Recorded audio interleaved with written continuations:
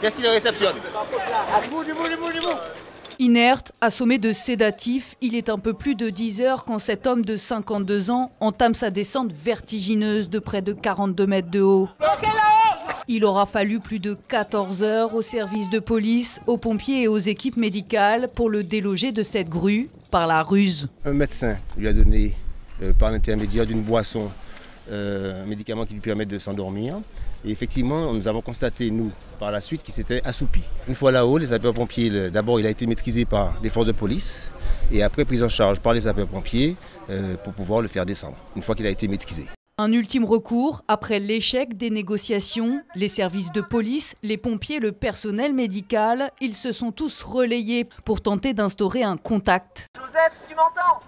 Refais descendre le sac que tu avais fait descendre cette nuit, on va te mettre un téléphone dedans. Avec pour seul résultat, ces invectives, des propos incohérents, un dialogue de sourds. À ce jour, il n'y a rien de cohérent et on n'arrive pas à connaître les motifs et les mobiles qui ont amené cette personne sur cette grue.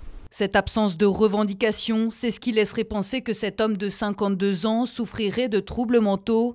Il était pourtant inconnu des services psychiatriques de la Ménard. Et pour ce médecin qui a encadré l'opération, avant une expertise approfondie, aucun diagnostic ne peut être posé. A priori, ça pourrait faire évoquer quelque chose de l'ordre d'un épisode psychiatrique aigu, mais aussi, et très probablement, puisque ce monsieur n'était pas connu, un épisode toxique aigu. On ne peut pas généraliser, d'abord ce sont des gestes qui sont plutôt rares.